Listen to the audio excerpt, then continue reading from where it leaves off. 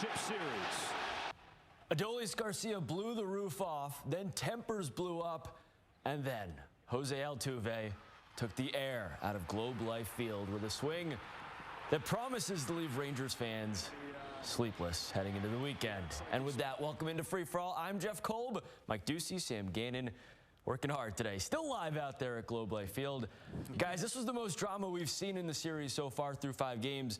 Before we break down the details, what was it like being in the building as this thing went from straight magical to straight miserable?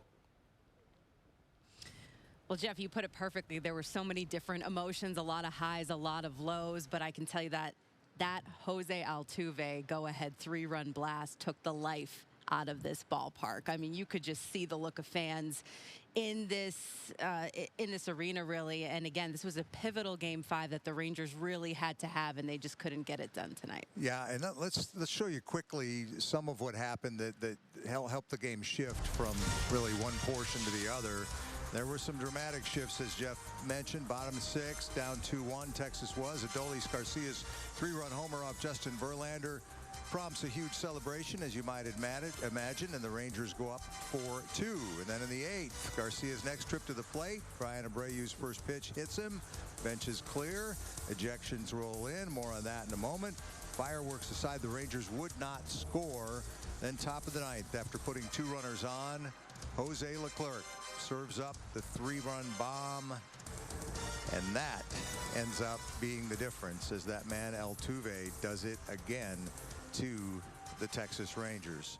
So the Rangers down 3-2 in the ALCS as it goes to Houston now for Game 6 on Sunday. We've talked, Sam, about how the Ranger franchise has had some difficult postseason losses. Nothing will compare to 2011 Game 6, but this will go on the list somewhere. We were in the clubhouse talking to some of the players about it after the game. Here's what they had to say. Feel like you let one get away here? Of course, we blew a 2-run lead in the 9th. Of course, that's how it felt. They came through when they needed to, and we didn't get the outs when we needed to. Resilience has been the calling card. That's what gives you confidence, I take it, as you go back into Houston? We have to. This is a good team we're playing against. The only way to beat these guys is to be confident. So, we'll get the day off tomorrow and get to work and play good baseball when we get there. The season's on the line. It's a building we played good baseball in. Let's continue to do that. That's all we can try and do. It's possible to describe the kind of emotions you go through in a game like this? I mean, it's just like for everybody else, it's just waves, ups, downs. It just kind of is what it is. But at the end of the day, it just sucks.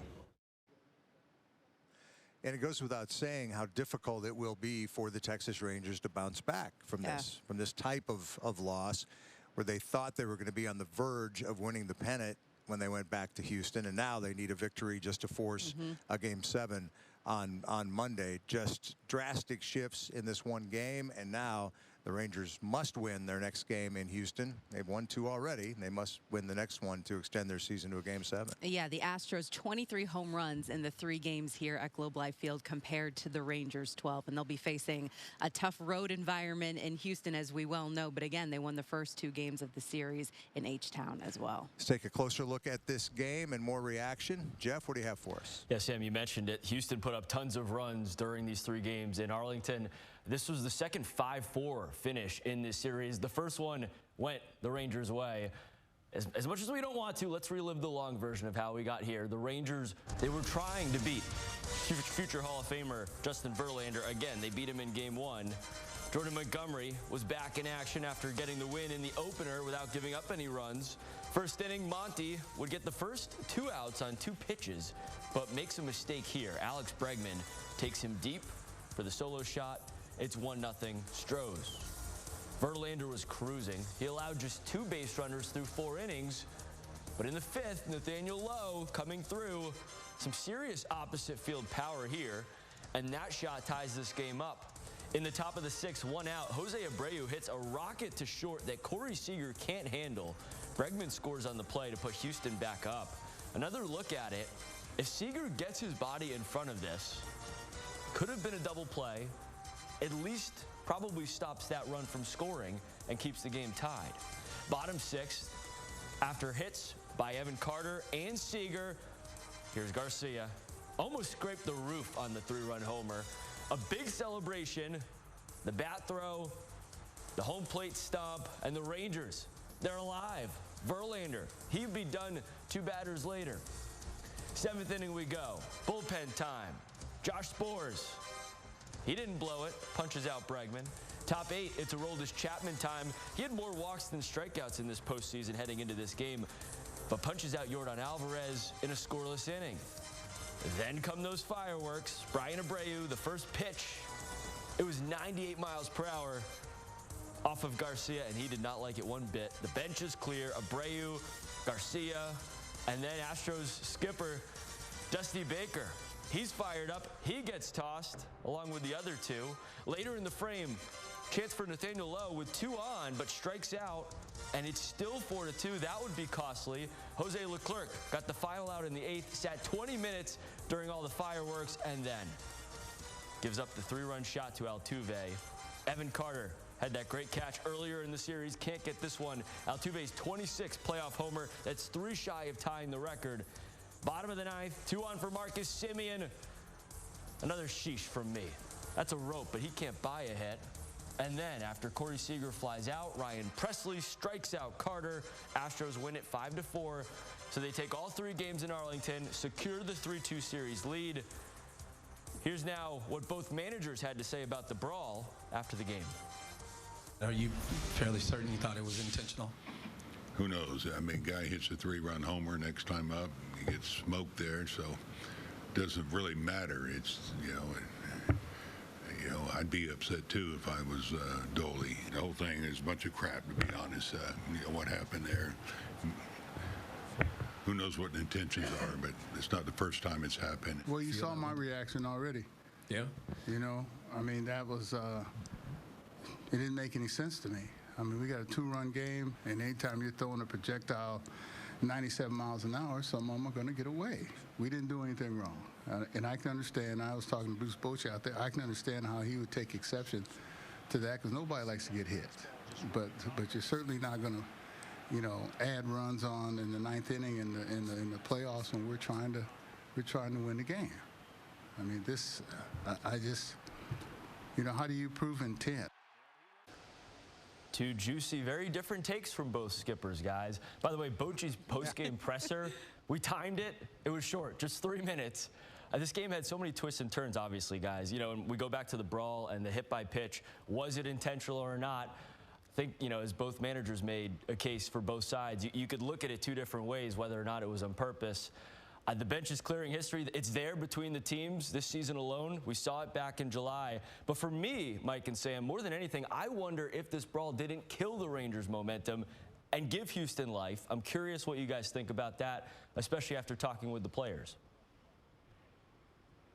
Yeah, Jeff, I certainly don't doubt it. You know, Dusty Baker said in his post-game press conference that he was seeing red in that moment, which you can't really blame him. If you take a look at that replay of that, you can certainly see why. I don't blame Adolis Garcia for being upset just because you're in the heat of the playoffs here. Again, really a must-win situation for the Rangers. If you're the Astros, you could say, well, we were trailing. Why would there be intent? You know what I mean? But again, I think that delay had an impact maybe for Jose Leclerc. I think it absolutely may have. And yeah, I see both sides of the was it intentional or not argument too. It sure looked like it the way it came out of his hand. But you know, Dusty's argument about why would we put ourselves in that situation given the way this game was going and the importance of this game within the series. As for the players, the Ranger players, they thought it was intentional. Here's what some of the guys had to say. I just reacted to the ball that came towards me. It was something that in that situation, you know, he could have hurt me, he could have injured me, and it's something that I just let him know, you know, that shouldn't happen there. Adolis hit a big homer. To get, you know, 99 up and in, I don't know. Guy comes in that throws really hard, and I know he said it slipped. But if you go back and watch it, it looks like it slipped straight out of goals. Is it clear to you it was intentional? Nobody really knows except for Abreu and Maldonado, so might as well ask them. So there's your player feedback. Mike, I'm with you. It looked intentional. It sure did. Guys, you know me. When I think baseball rivalries, it's always Red Sox-Yankees. Again, this is the first time the Rangers and Astros have ever met in the postseason. And I think you'll agree, tonight, this rivalry, it just took a whole new level between these teams. Yeah, I think for more than one reason, the near brawl, the scuffle, whatever you want to call it, is one of them. But just the way that this game played out is another. I mean, that's an iconic moment. That's an iconic gut punch moment that the Texas Rangers and their fans had to suffer tonight at the hands of a player that maybe they hate more than any other right now. So it's hard to imagine a much more painful defeat. So that ramps things up in a rivalry too. And Jose Altuve loves hitting home runs in this ballpark as well. Again, when you look at this game, the Rangers were oh so close to winning Game 5 until they weren't. But again, I love it in a way, though, when you talk about rivalries in baseball, too, because this is what it's all about. These teams aren't supposed to like each other. We were walking down from this center field broadcast location to get ready to do post-game interviews. So we were down on the concourse with fans as this thing started to happen. So just to see their reactions, everybody's shooting it on their cell phone. Being in the heat of the crowd, too. And there were Astros fans and Rangers fans right in front of it. So it was pretty intense, Jeff. Oh, I can imagine it. Let's go back to the Altuve home run. Obviously, the emotions got intensely sad in that moment. You know, Jose Leclerc, as we've talked about all week, such a good story, guys. You know, his first blown save of the playoffs comes tonight, though, and it could not be a worse time. We can't forget the bullpen blew 33 saves in the regular season, so you knew this was possible at some point. But if anything, we probably were more nervous, right, about Sporzy and Chapman more than Leclerc. You wonder if Chapman had been able to retire the side in the 8th, and Leclerc could have avoided that long delay because of that, you know, having gotten the final out in the 8th and then having to come back after the bench's clearing deal, what difference that might have made. But yeah, if you had asked me going into this game which of the relievers was going to be the guy who really had catastrophic results for Texas, Leclerc would not have been my guess. And Leclerc had been solid. You know, this was the first time in these playoffs that he'd been asked to get a 4-out save. You know, Bochy talked about it after the game. You know, he gave up a home run to a pretty good hitter. Not just a good hitter, but one of the best to ever do it, especially in the postseason. So it's just an unfortunate way things spiraled for the Rangers. And then allowing the base runners in front of him clearly made a huge difference in how this unfolded, Jeff. Yeah, obviously when fans think back on this game, so much attention will go to the Garcia home run and what transpired after that. But as I showed in the long highlight, you know, the Corey Seager play, if he keeps this a one-run game, who knows how that changes the outcome in what winds up being a 5-4 loss. We knew that the Astros had more experience by a mile than the Rangers coming into this thing. Do we feel like that's starting to show up now? Well, you know, Corey Seager has as much big-time playoff, big-game playoff experience as just about anybody on either team. And, you know, the play he didn't make was a difficult play. You know that. You well know that, Jeff. But it's a play that a big league shortstop of his caliber should make. Simeon had trouble on the exchange at second that time, and they got out of that without any runs being scored. He also made a great play. But a few lapses on defense have shown themselves for a Ranger team that's been really good defensively for most of the year. Yeah, and that's what Bochy's been talking about really a couple days ago, was the consistency of the defense. But you see it here in a game like this where one defensive lapse can make all the difference in a game, and it can be momentum changing. And again, when you're facing the Houston Astros, a team that won it all a year ago, this is a team that had this never say die attitude. So again, you know, there's a bunch of things that I think the Rangers are going to look back on in this game. Especially the two cornerstone guys in Simeon and Seager. This will be a tough pill to swallow. Guys, don't go anywhere. You're coming back live after the break. We're going to talk about turning the page with Nathan Eovaldi next on Free For All. All right, back on Free For All, joined live by Mike Ducey and Sam Gannon from Arlington. The Rangers lose in crushing fashion, as we've covered, 5-4. You know what, guys? We need some silver linings, so let me offer a couple things out here. As we know, the road team has won every game in the series so far, and the only team who gets to play on the road now is the Rangers, so that bodes well. And they've got Nathan Eovaldi on the mound Sunday. That's the best possible pitcher for this moment, right? One would think, Jeff, I mean, he's won 3 of the 7 playoff games that the Rangers have won here in this postseason. He's an experienced playoff pitcher. He's been really good throughout his career in the postseason, and I would think if they could pick one guy to try to save the season on Sunday night, it would be Nathan Eovaldi. Yeah, he has plenty of experience, 2.29 ERA in his 3 starts in this postseason.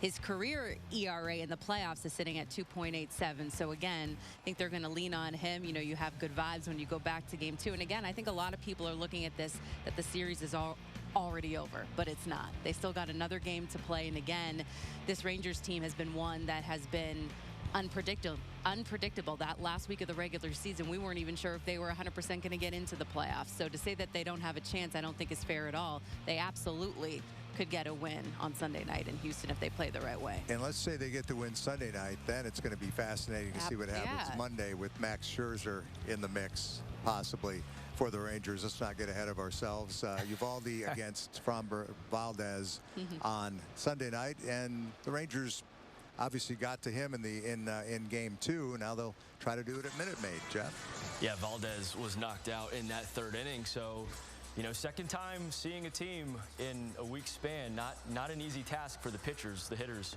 you know, might have an edge there for that Rangers lineup. Guys, great work out there all week long. You've logged a lot of hours, and the road continues down to Houston now. Thanks so much. As have you, sir. We'll talk to you soon. All right. Thanks, Jeff. Thanks, guys. All right, still more Rangers coverage to come. The Ballpark Blues part of the show. Our Peyton Yeager, she braved the crowd of Rangers fans pouring out of Globe Life after the loss. We'll hear from them next. Dak Prescott, the latest celebrity visiting Globe Life Field this week for Rangers playoff baseball action. Nothing new for the Cowboys QB. He's a huge baseball fan. Been to many Rangers games before. Unfortunately, just like Creed on Wednesday and Mavs legends Dirk Nowitzki and Luka Doncic Thursday, Prescott saw a Rangers loss 5-4 tonight at the hands of those Houston Astros. To state the obvious, Game 5 was a roller coaster ride for the 41,000 plus fans inside Globe Life Field this afternoon. Our Peyton Yeager talked to some of them about the tough outcome for the Rangers. And Peyton, you heard just about everything coming out of the park, including some toilet water talk. Jeff, toilet talk, trash talk, we were front row for that raw emotion. And some fans were positive and some really weren't.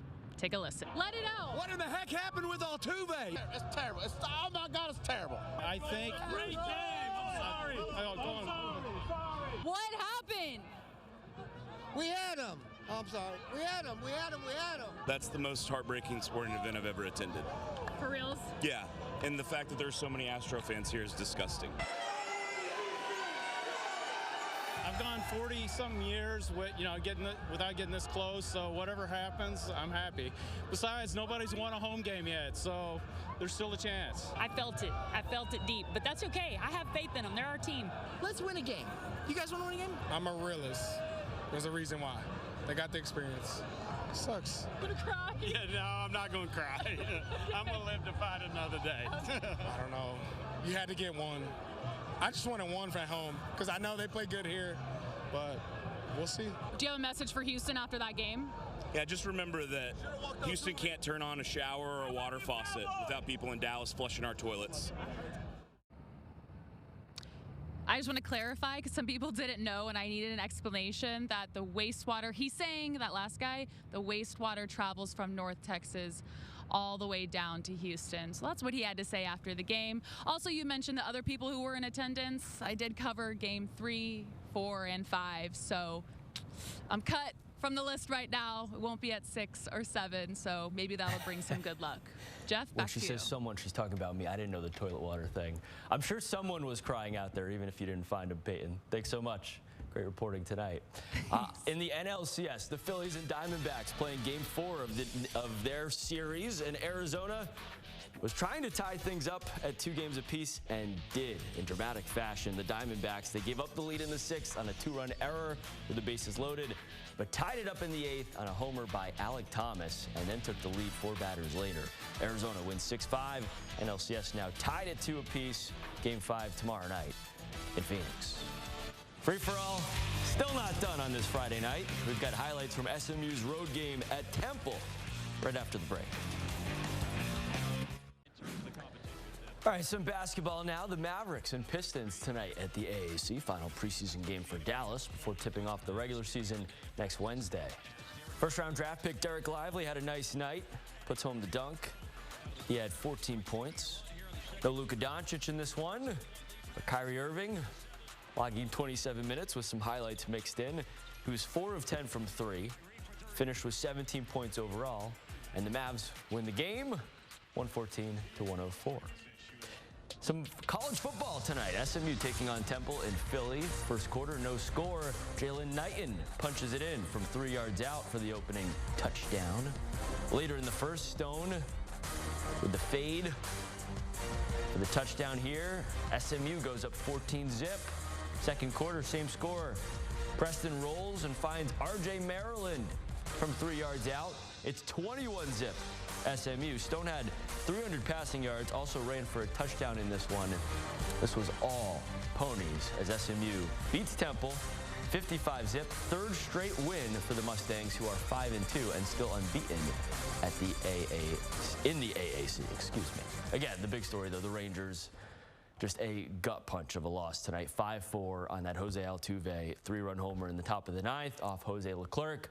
We knew the bullpen has been an issue all year. It'd been so good, but you were bound to have a moment like this. And I think what Rangers fans need to remember is that as fast as this game turned, things can turn in the Rangers' favor back in Houston in Game 6, Sunday with Eovaldi on the mound. And then, hey, you never know in Game 7. It's the best thing in sports, so hopefully we'll get there.